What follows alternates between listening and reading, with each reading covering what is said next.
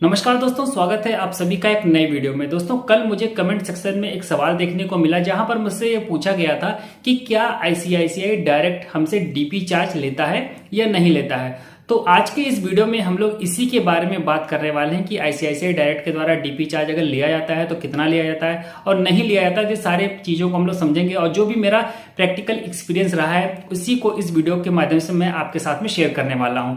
तो वीडियो में आगे बढ़ने से पहले चैनल पर अगर आप पहली बार आए तो चैनल को सब्सक्राइब कर लीजिएगा। वीडियो पसंद आए इसको लाइक करिएगा, अपने दोस्तों के साथ भी ज्यादा से ज्यादा शेयर करिएगा। तो चलिए वीडियो को स्टार्ट करते हैं और चलते हैं अपने मोबाइल के स्क्रीन रिकॉर्डर पर। तो दोस्तों, सबसे पहले हमें क्या काम करना है, चलना है गूगल क्रोम पर और यहाँ पर जो मेरी वेबसाइट है उसको आपको सर्च कर लेना है। उसके लिए आपको टाइप करना है money nest by Varun Singh. जैसे इसको आप सर्च करेंगे तो मेरी वेबसाइट सबसे ऊपर आ जाएगी। यहाँ पर क्लिक कर लीजिए। क्लिक करने के बाद में जो ये सर्च का ऑप्शन आप देख रहे हैं यहाँ पर आपको डीपी चार्ज ऐसे सर्च करना है। ठीक है, डीपी चार्ज जैसे ही सर्च करेंगे आपको एक आर्टिकल यहाँ पर मिलेगा। तो अगर आपको इसके बारे में कोई जानकारी ना हो कि डीपी चार्ज कैसे ले जाता है, कैसे पड़ता है, इसको पढ़ लीजिएगा, काफी आपको जानकारी मिल जाएगी। तो यहाँ पर हम लोग रीड मोर पर जाते हैं और यहाँ पर मैं आपको मोटा मोटा चीजें जो बताने का प्रयास कर रहा हूं उसको आप समझ लीजिए। ठीक है, ये आपके काफी काम आएगा।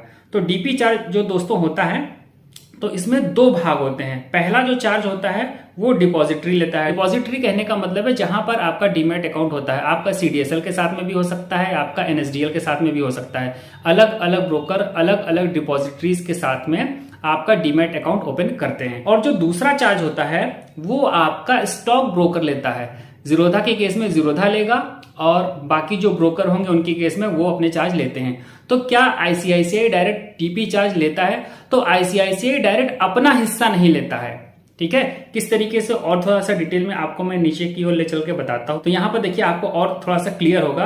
तो सीडीएसएल जो चार्ज लेता है ये ₹5.5 लेता है और जो एनएसडीएल चार्ज लेता है ये लेता है ₹4.5 का चार्ज लेता है। ठीक है, और मैं आपको थोड़ा सा नीचे ले चल के दिखाता हूं। तो यहाँ पर आप देखिए, ठीक है, जीरोधा के केस में हम समझते हैं। तो जीरोधा अगर हमसे ₹15.93 डीपी चार्ज के रूप में लेता है तो इसमें सीडीएसएल लेगा ₹5.5 और बाकी जो पैसा है वो ₹8 ये हमसे लेगा जीरोधा। ठीक है, और इस पर जो आपका 18% जीएसटी रहेगा वो अलग से। तो इस तरीके से जीरोधा कुल मिलाकर के चार्ज लेता है ₹15.93, जिसमें डिपॉजिटरी का भी हिस्सा होता है और जिसमें स्टॉक ब्रोकर का भी हिस्सा होता है।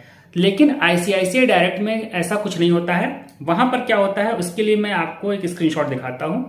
चलता हूं गैलरी में और यहां पर देखिए मैंने एक स्क्रीनशॉट ले रखा है। यहां पर आप देखेंगे कि 4 सितंबर 2023 को यहां पर लिखा है एनएसडीएल सीडीएसएल चार्ज और ₹5.32 का चार्ज हमको लगा है, जो कि हमारे डिपॉजिटरी ने काटा है। हमारे ब्रोकर ने यानी कि आईसीआईसीआई डायरेक्ट ने कोई चार्ज नहीं लिया है। ठीक है, इसके बारे में मैंने जो आईसीआईसीआई डायरेक्ट का कस्टमर केयर था उनसे कॉल करके भी जानने का प्रयास किया था। तो हालांकि उनको इसके बारे में पता ही नहीं था, जो भी उनके रिप्रेजेंटेटिव थे इस चार्ज के बारे में उनको कोई जानकारी नहीं दी।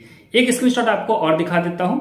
यहां पर आप देखेंगे इस जगह पर यहां पे भी लिखा है एनएसडीएल सीडीएसएल चार्ज और यहां पे ₹15.96 लिखा हुआ। क्यों लिखा है? क्योंकि यहां पर 3 स्टॉक्स मैंने अलग अलग बेचे थे। उस केस में अलग अलग बेचने कहने का मतलब है कि अलग अलग कंपनियों के। तो डीपी चार्ज लगता कैसे इसके बारे में थोड़ा सा बता देते हैं। तो मान लीजिए कि आपने आईटीसी के 50 स्टॉक्स को खरीदा है डिलीवरी में। डिलीवरी में खरीदने का मतलब है आज मैंने खरीद लिया, जब मेरी मर्जी होगी फ्यूचर में तब मैं बेचूंगा।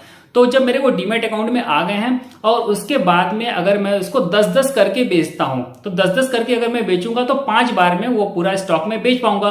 तो ये 5 बार में आपको डीपी चार्ज देना पड़ेगा। तो जिस भी ब्रोकर के साथ में आपका अकाउंट होगा तो ये उस पर निर्भर करता है कि कितना वो आपसे चार्ज लेगा। अब स्टॉक के केस में थोड़ा सा और ज्यादा लिया जाता है जीरोधा के मुकाबले। और अगर आप इन 50 स्टॉक को एक ही दिन बेच दें तो आपको डीपी चार्ज एक ही बार देना पड़ेगा। ठीक है, और ज्यादा डिटेल में जानना हो तो मैंने थोड़ा सा विस्तार में आपको उस आर्टिकल में जो मैंने अभी पहले दिखाया था वहां पर बता रखा है, लिख रखा है। आप उसको देख लीजिएगा, पढ़ लीजिएगा तो आपको थोड़ी सी और क्लियरिटी हो जाएगी। तो उम्मीद करता हूं कि इस वीडियो से जिसके मन में भी ये सवाल होगा कि आईसीआईसीआई डायरेक्ट द्वारा डीपी चार्ज लिया जाता है या नहीं लिया जाता है तो कंफ्यूजन दूर हुआ होगा। तो इस वीडियो में इतना ही। वीडियो पसंद आया तो वीडियो को लाइक करिएगा, चैनल पर पहली बार है चैनल को सब्सक्राइब करिएगा। तो मिलते हैं नेक्स्ट वीडियो में नई जानकारी के साथ, तब तक के लिए नमस्कार।